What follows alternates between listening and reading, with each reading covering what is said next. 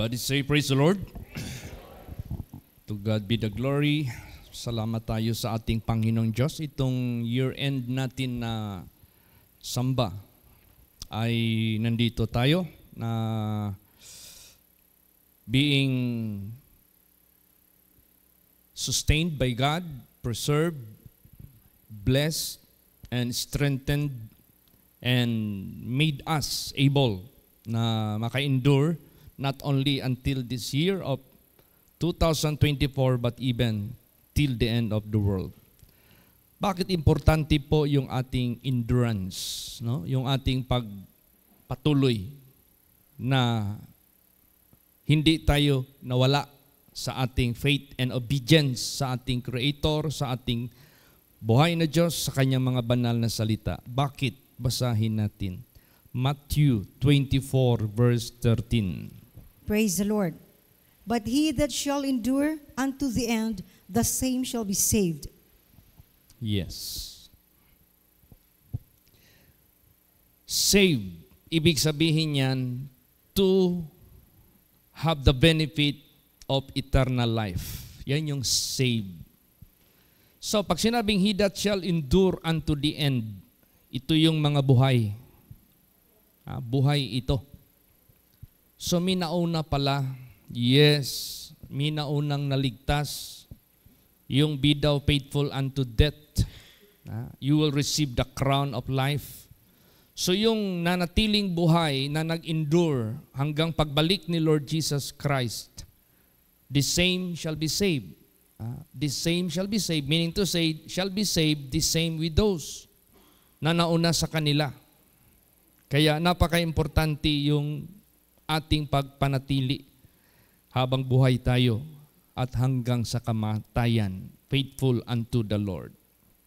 What if sa bandang huli ng buhay natin, malakas ang pressure ng pagsubok, malakas ang pressure ng maybe physical sickness, maybe difficulties of life, maybe persecutions or necessities, but yet, nakapatuloy pa rin tayo.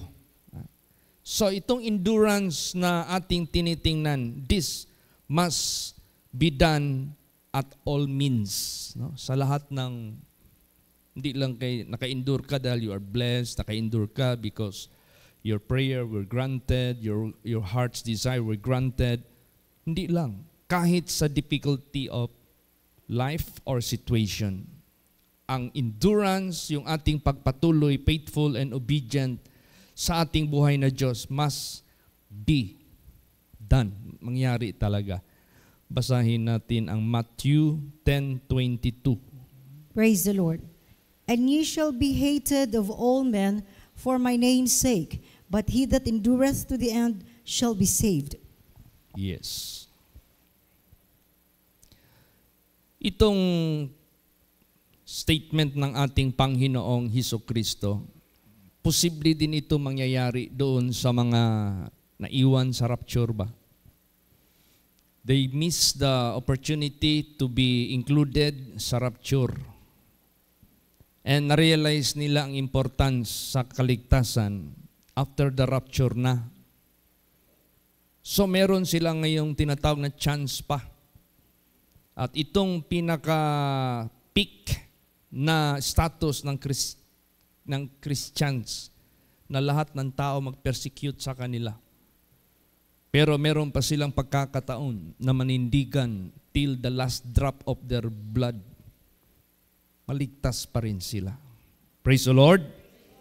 Ye shall be hated of all men for my name's sake.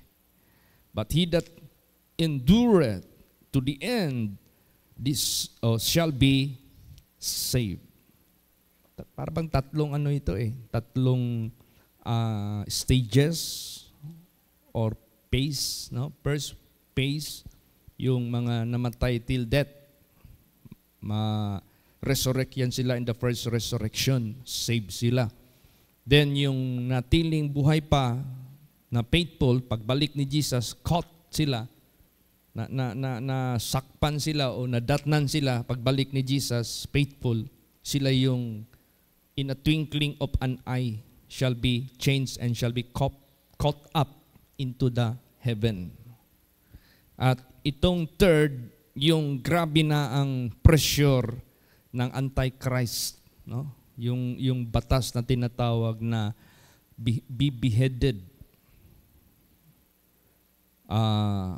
or denounce Christ. Sige, i-denounce mo si Kristo, ayaw mo na sa Kanya maniwala at tanggapin mo na itong system of the Antichrist, mabuhay ka.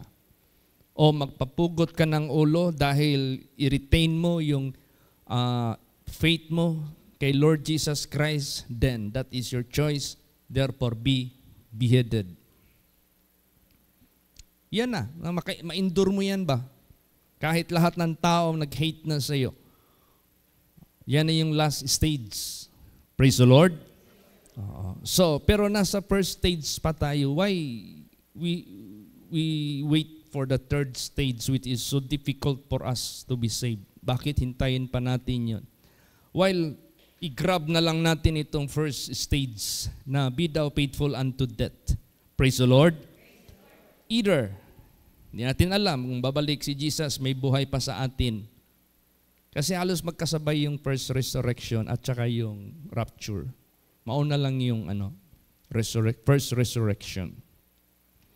So, continuance in well-doing. Yung ating target, yung ating goal, yung ating aim. Huwag na tayong mawala dyan. Basahin natin Romans 2:7. Praise the Lord. To them who by patient continuance in well-doing seek for glory and honor and immortality, eternal life. Yes, itong well-doing na ito, be patient. No? Bakit? Unang-una, tomorrow, hindi pa naman tayo mamatay. No? Next year, I don't think so. Mga matay na ta. No? So there are more years to palagay natin to cross. No? Meron pa tayong ilang taong i-cross natin bago natin marating yung promise ng ating Panginoong Diyos.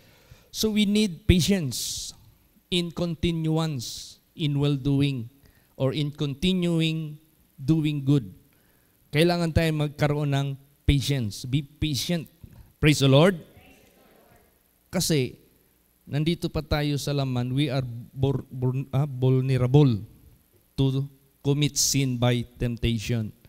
So sa ating pagiging prayerful, pagiging watchful, fear of God, continuing in hearing the Word of God, keeping the Word of God, meditation, the Word of God, masustain tayo, ma-preserve tayo. Kaya yung well-doing na yan, kailangan talaga ipagtaguyod natin yan. And we will be seeking glory and honor, immortality, eternal life. Praise the Lord. Yan ang goal natin. Yan ang aim natin. We don't know yet how many years pa tayo mag-exist sa sanglibutang ito. Basa pa. 1 Corinthians 1:8. Praise the Lord.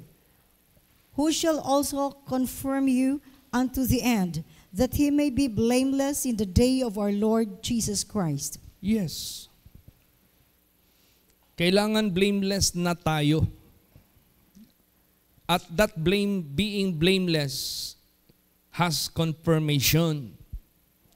And that confirmation will be done at the end, sa katapusan. The end of a thing is better than the beginning.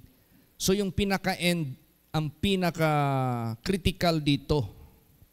But not meaning to say the beginning and the middle is no points and useless. Meron pa rin tayong pagkakataon to invest more investments up in heaven. Kaya patuloy lang tayo. Sigurado yan. Maano talaga natin yan. Tingnan mo yung mga nag-perform sa spiritual youth camp, no? Meron silang may mga ratings, yung lahat na na-perform nila, may mga nag-observe ng mga facilitators, gumagawa ng basihan ng kriteria ng mga points, tapos ginawa nila ng ratings, tinotal. So, merong nag-first, merong nag-second, merong nag-third, merong nag-fourth, merong nag-champion. if that is being done sa buhay natin dito sa mundo, pag nagtrabaho ka, pag maganda yung performance mo, there is promotion. Pag nag-marketing ka, maganda yung kinita mo, may incentive. So, if that is being performed or practiced dito sa mundo, how much more God is the one that renders to us, to each of us. Ano pa kaya? Kaya nga ang encouragement ni Jesus sa atin, the best place to invest is up in heaven. Lay up treasure in heaven. Praise the Lord. Hindi nyo ba alam, may nakakita ng treasure dito sa Daika? Yung backhoe operator dyan, nakakita kayo ng vacant dyan, tapos sa unahan banda merong wakeboard. Tapos sa wakeboard na yan may ring na doon sa ring na yan, doon nagadaan yung cable na magbigay ng speed doon sa magsakay sa wakeboard o sa board. Yung banting dyan nakaganyan na inilagay sa simento na malaki, dyan banda. Merong operator dyan na ang akala ng security guard nag-overtime kasi gabi na naka-andar pa yung backhoe. Hanggang nag-umaga nag-andar pa. Yung pala wala ng operator. Yung kanyang bakit ba yan? Nakasara doon sa bangag na natamaan ng backhoe. Minahukay pala ang operator na butas. Nakita yung 12 drums na puno ng treasure. Dahil siya lang mag-isa as a driver, binutasan niya yung isa. Kung paano niya binutasan yun, kumuha siya ng kung anong nakuha niya doon na kaya niya. Lumayas na. Pastor, agtuon na to ng unsi ka. Drum na man siguro na din ha. Gisaraduan. Siyempre, Deka, sila ang may-ari ng property. Sila ang may dyan. Hindi na lang yan kaya embarguhin man talaga yan. So tayo ngayon, the best place to invest. Doon sa langit. Praise the Lord. Kaya yung ating continuance in well-doing, nag-generate ito ng treasure up in heaven, sabihin ko po sa inyo. Ang Diyos pa. He deal with us according to the measure of our faith. He is dealing with us according to the measure of our love, according to the measure of our time that we have done for Him. Lahat yan. Recorded lahat yan. That is why there is book of remembrance. And there is book of life. Kaya napaka-sarap na tayo na na-enlighten na, tayo na na-sanctify na, tayo na nasidlan na ng banal na Espiritu, we can see the glory of our Heavenly Father. Kaya, ang confirmation ng ating matatawag na kaligtasan, yung pinaka-end. Basahin natin. 1 Corinthians 1:8. Praise the Lord. Who shall also confirm you? Tapos na, okay. Who shall also confirm you unto the end, that ye may be blameless in the day of our Lord Jesus Christ. So, kailan tayo maging blameless? Alam nyo ba yung testimony ni Brother Pastor John Tungkol? Wala mang natago sa kanyang buhay dito sa ating mga datihan na. Alam mo, anong nagtulak sa kanya na magbalik siya sa kanyang paglilingkod sa Diyos? There was a time na he was having the duyan sa isang under the tree doon sa Tugigaraw. Parang nagme-meditate siya kay Lord Jesus. Parang nag-aagaw yung dalawang matter sa buwan niya, darkness and light, kung God and Satan. Para siyang pendulum ba na gumaganon-ganon pa yung decision. Wala pa siyang fixed decision. Alam mo, may nakita siyang letter na piece of paper na naka-roll. Naka-roll siya. Napulot niya. Pagbasa niya, ewan ko kung sino nagtapon doon sa kanya. Nakalagay doon, if this is your last day of your life, what is your anong gawin mo sa buhay mo kung ito na ang last day sa buhay mo? Siyempre, ikaw na may background sa Bible, manigurado ka talaga na blameless ka na, sinless ka na, ready ka na kasi yan na ang last day mo eh. Yung pala, sa buhay natin, araw-araw natin yan i-consider. Praise the Lord. Daily natin yan i-consider, what if this is your last day? What if this is my last day? What if that is your last day? Last moment. Dapat lagi natin yung ilagay sa isip, sa puso, that this day must be our last day. Because that is constant expectance. Expected ba? Any day. So yung blameless, being blameless, yan lagi nating ilagay sa isip, sa puso. In the sight of God. Praise the Lord. So, para maging partakers tayo sa glory of God, we must be partakers of Christ. What is the matter na ipapartake natin with Christ? His divine nature. Paano ka makipagpartake kay Satanas that someday you will be also partaker of his punishment? Maging partake ka sa ungodliness, sa unrighteousness, sa disobedience, lahat ng mga kasamaan na ginawa ng diablo laban sa kanyang creator. Sige, maging partake ka sa kanya. Partaker ka rin sa kanyang kapahamakan. So, ganun sa buhay natin. Habang may buhay tayo, whom you are being a partaker. Kanino ka maging partaker? Basahin natin yan. Hebrews 3:14. Praise the Lord.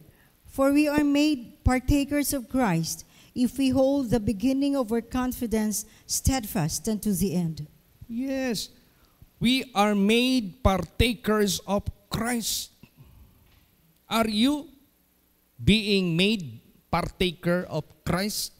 Nagawa na ba yan sa buhay mo? Partakers of Christ holiness, partakers of Christ sufferings, partaker of Christ everything. Love, mission, everything. What is belong to Christ. If we hold the beginning of our confidence steadfast unto the end. So, anong i-hold natin? Yung pinaka-starting ng ating bagong buhay. Hanggang nagpakatibay tayo hanggang sa katapusan. Then, we shall reign with Him. Maghari din tayo kasama niya. Alam mo yung basahin mo yung Bible. Meron pa palang 1,000 years of reign of Christ here on earth while Satan is being shut up or shut down or being put in the bottomless pit for 1,000 years. Na ang sanglibutang ito makaka-experience ng the absence of Satan and the presence of Christ for 1,000 years. Praise the Lord. And all the kingdom of the nation will be the kingdom of Christ. Nakasulat yan sa Bible. Lahat yan, matutupad lahat yan. Kaya there are so much, amazing glory, riches of God. Kaya pasalamat tayo sa Diyos. Kaya wala nang magtalikod sa atin. Wala nang maghinto. Kasi delikado, mas lalong delikado. Basahin natin. Hebrews 10:39. Praise the Lord.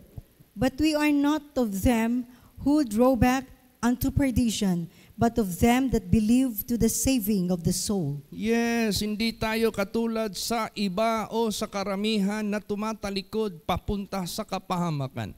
Subalit patulad tayo sa kanila na mga naniwala at sa ikaliligtas ng kanilang kaluluwa. There are.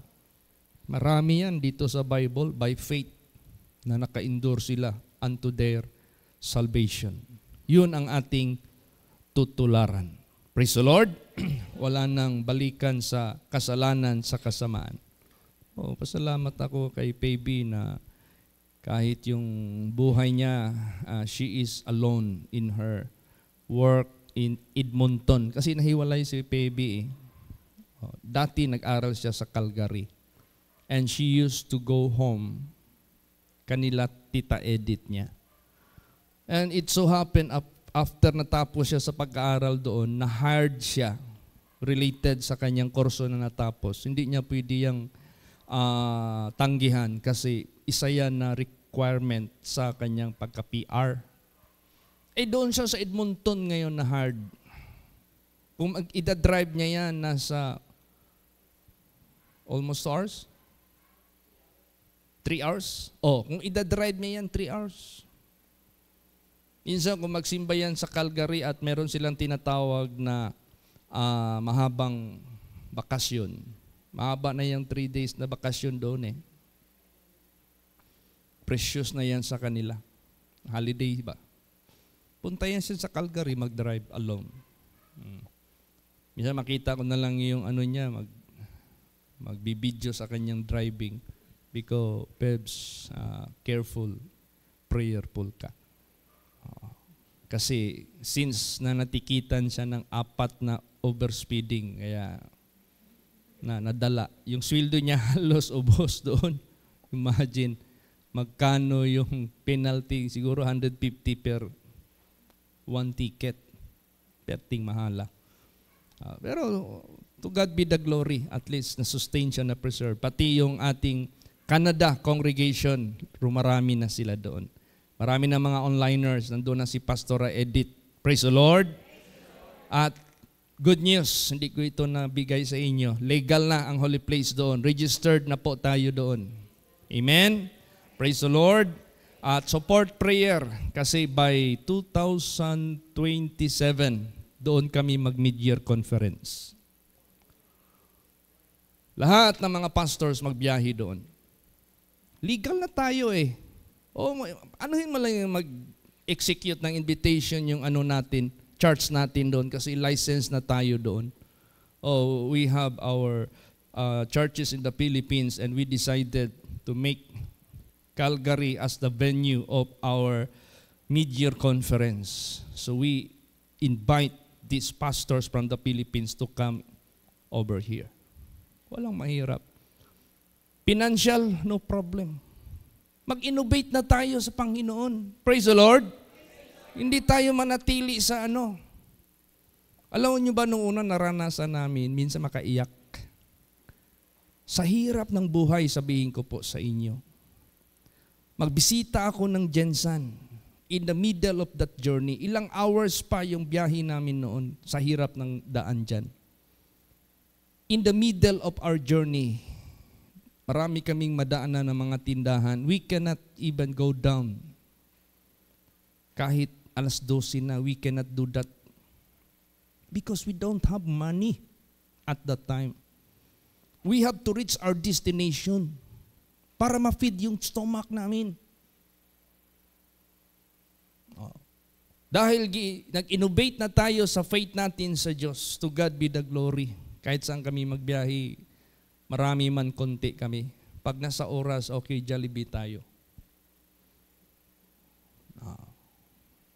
Pag nasa oras ng kain, hindi tayo pwede magpapasmo. Praise the Lord. So, kailangan yung faith natin mag-innovate. You know, the field of our mission is the entire world. If you don't have the faith to believe that God can send us anywhere of the world, you can never be a servant of God. This is faith. Praise the Lord. Pananampalataya. God be willing, 2026, ang mid-year conference ng Holy Place Pastors is Malaysia. Legal na rin tayo doon. You know, Pastor Agustin Saang, siya yung may license. Dahil sa aming friendship, kinausap ko siya, Pastor, can we use your license? I-affiliate yung Holy Place sa license mo. Ginawa niya. That is why we can put karatula doon. Legal tayo doon. At yun ang i-ask ko, mag-execute ang invitation, ang Holy Place Sandakan sa conference. Kasi ang immigration, what are you going to do in Malaysia? We got mid-year conference. Where is the invitation? Meron tayo. Hindi pwede. Ang mag-execute ng invitation, the church na legal. Lahat legal. Praise the Lord. Kaya, ang proposal namin, by next year, 2025, God be willing, madsayap ang mid-year. Sunod, Malaysia. Sunod, Canada. Sabi ko sa mga pastor sa aming conference, who will sponsor here for this coming conferences? Sagot sila lahat, Jesus! That's right. Praise the Lord. Hindi tayo pwede manatili sa spirit of cowardness. Hindi tayo pwedeng manatili sa anumang challenges na hinaharap natin na meron tayong spirit of cowardness. Challenge ito sa buhay natin. Nilagay ito ng Diyos sa buhay natin na challenge. Let us face this challenge in the name of our Lord Jesus Christ. Ganun po. Kaya, salamat tayo sa Diyos. Tinutulungan tayo. Saya-saya ng mga pastors. May mga first time pa doon nagsakay ng eroplano. Totoo yan. First time. Lahat ng mga pastors, almost 4 flights back and forth by the grace of God. Praise the Lord. What is the difference? Canada, mag-flight ka man din yan. Medyo mahal-mahal lang ang ticket.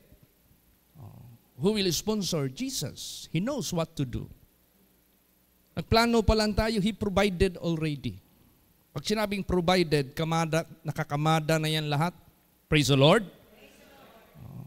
This is all a move of faith that overcomes the world.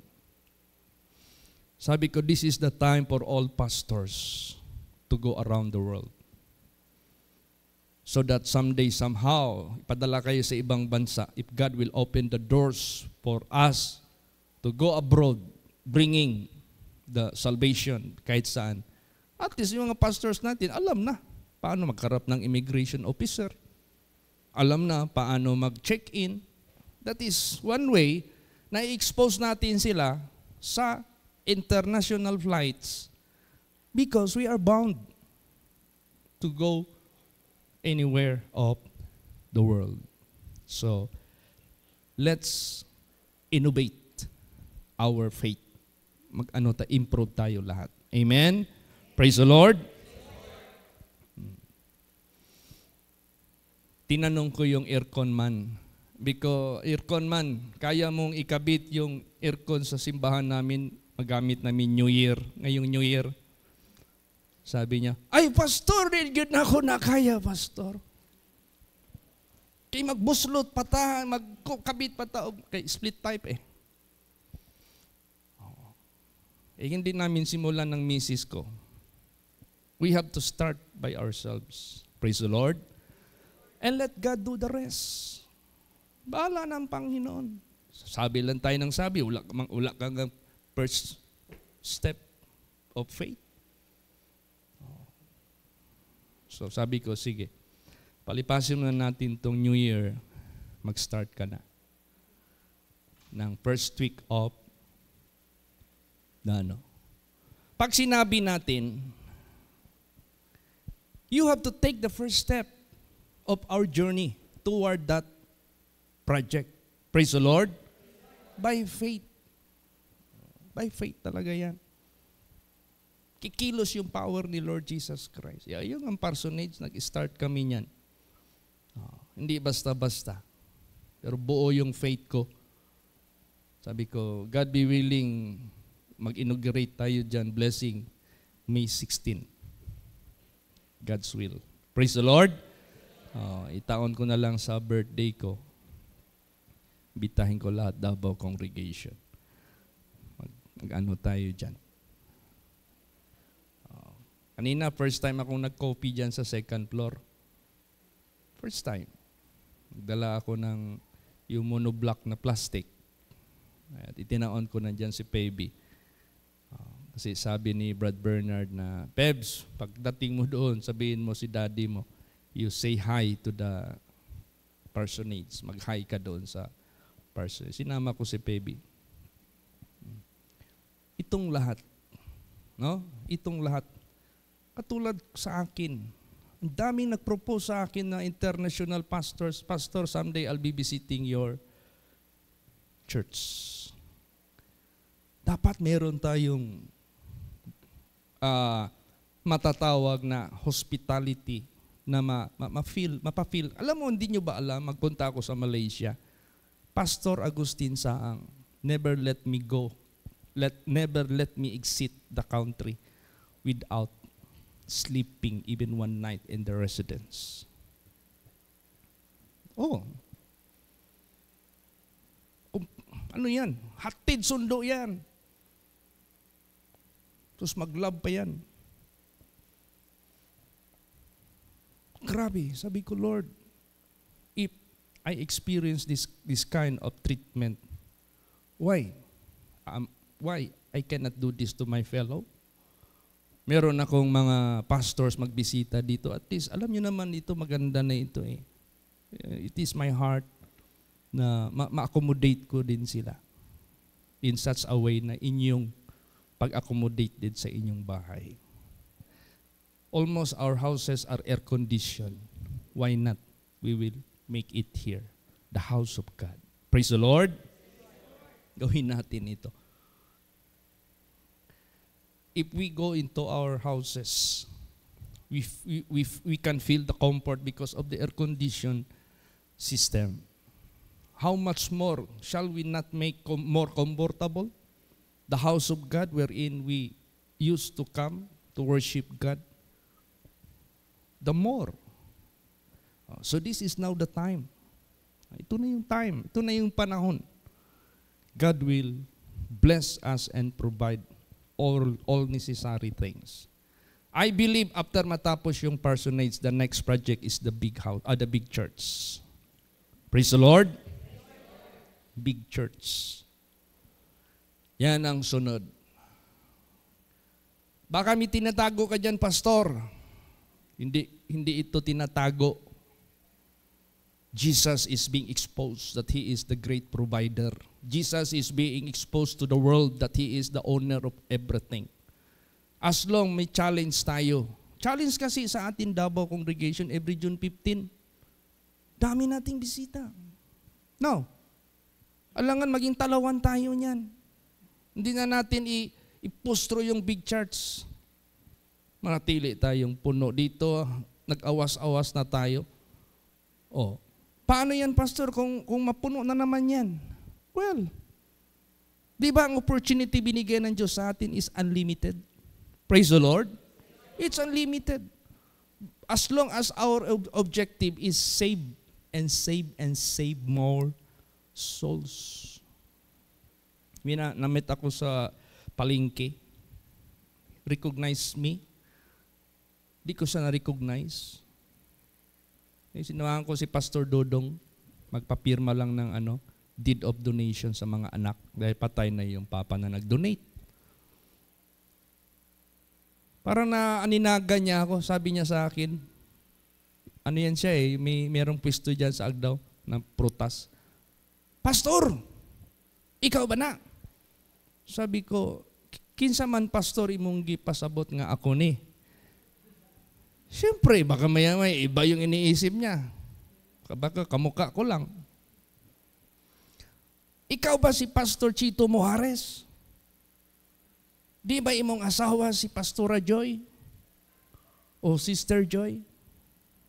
You are right. Pastor, live ko. Nag-attend ko live. Follower ko sa imong preaching. You see? Praise the Lord. Imagine that. Kaya pala, hindi magtagal, ilang days lang, sobra 1,000 na yung viewers natin. Noon na, masaya na ako, may viewer na 20, may 30. Oh. In a short of time, days lang, thousands na yung umaabot. Marami nang sa Word of God na hindi natin kilala. Actually, yung aking friends sa FB, 5,000 lang limit. Ang followers ko nakalagay 6,000. Praise the Lord. So, anong kasayahan natin yan? Baka yan ang ibili mo, pastor, yung ibibigay ng Meta sa iyo. No, I don't have even a single centavo. Yung YouTube ko, meron na akong ilang dollars yun. Mini-require sa akin. Sabi ko, Jay, ano ba itong ni-require dito, Jay? Ganito. Pastor, meron bang nag-email sa iyo na ganito? Kasi monetize na raw ako. Oo. Ay di ko na lang i-fix. Ala na hindi ka mag-count ng dollars. Kaya yung aking YouTube ngayon, channel, wala ng advertisement. Praise the Lord. Kaanuhin ko yung advertisement. Dahil sa pera. Mas mabuti pa wala akong pera. Basta yung YouTube ko, walang advertisement. Yung tagapagpakinig, tuloy-tuloy. Amen? Kasi nandoon yung ko Doon ako nag-expect sa Panginoong Diyos. So therefore, sa buhay po natin, let us innovate on our spiritual standing. Whatever challenge we face it. Harapin natin yan in the name of our Lord Jesus Christ. Okay. Basa, huwag tayong matakot anuman challenges. Basa, Revelation 2:10. Praise the Lord. Fear none of those things which thou shalt suffer. Behold, the devil shall cast some of you into prison, that ye may be tried, that ye shall have tribulation 10 days. Be thou faithful unto death, and I will give thee a crown of life. Yan. None of those things which thou shalt suffer, behold, the devil shall cast some of you into prison, that ye may be tried, and ye shall have tribulation 10 days. Ano instruction sa kanila?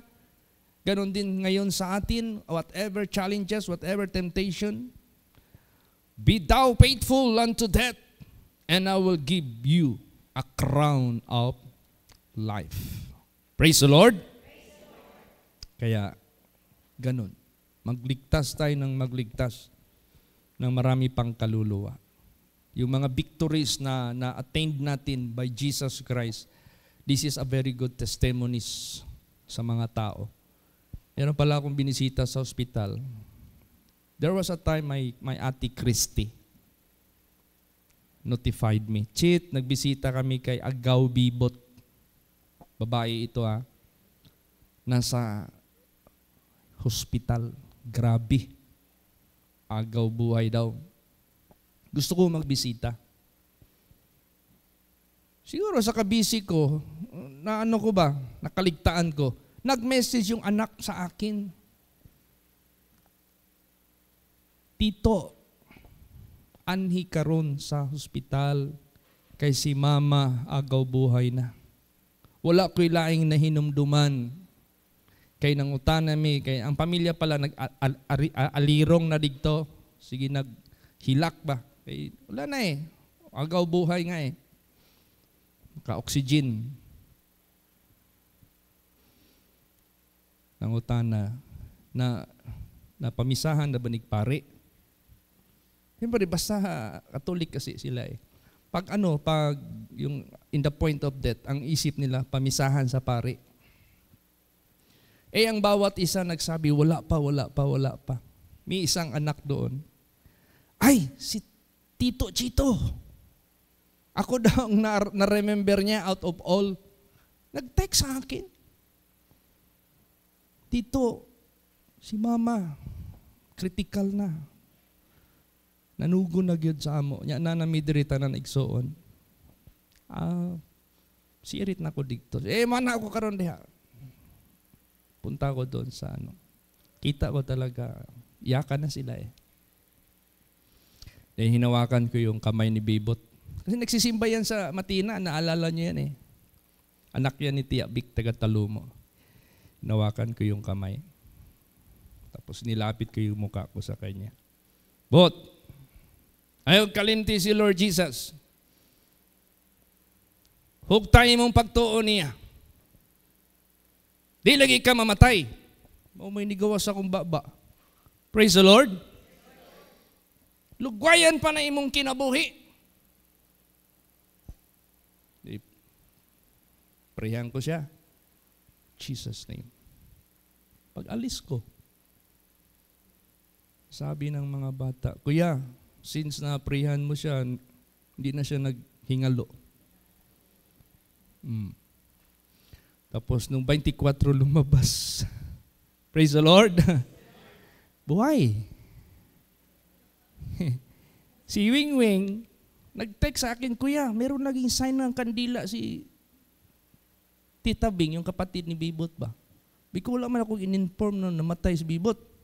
Ito ang last naming communication, no? Salamat sila kay Jesus dahil yung prayer, laki daw nagawa. Mayos yung ginhawa niya. Nalabas na nga. Baka nga si Bibot yan, sabi ko.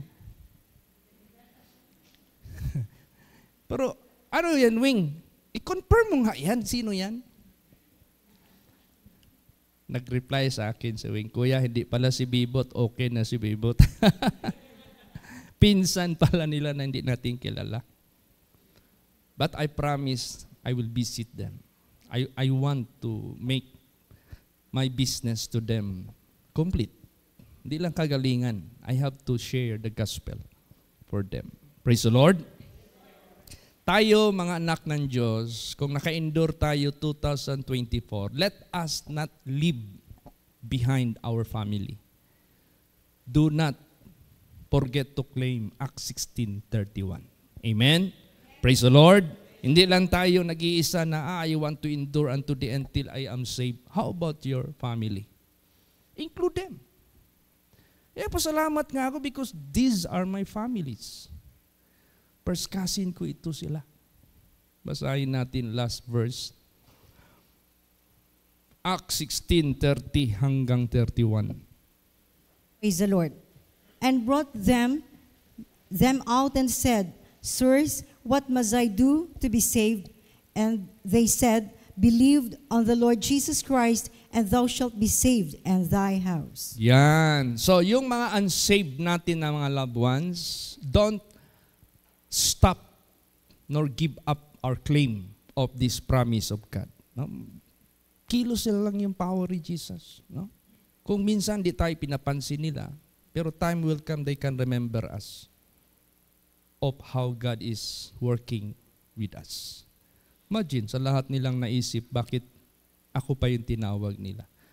Leading yan ni Jesus sa buhay nila. At yung claim natin, Acts 16:31, that is in connection with that. Praise the Lord. Kaya hindi lang tayo mag-isip sa sarili natin, maka-endure tayo. Let's include in our prayers yung family natin. Bahala ng Panginoon Diyos. Gagawa ng paraan. Amen? Praise the Lord. Magsitayo po ang lahat.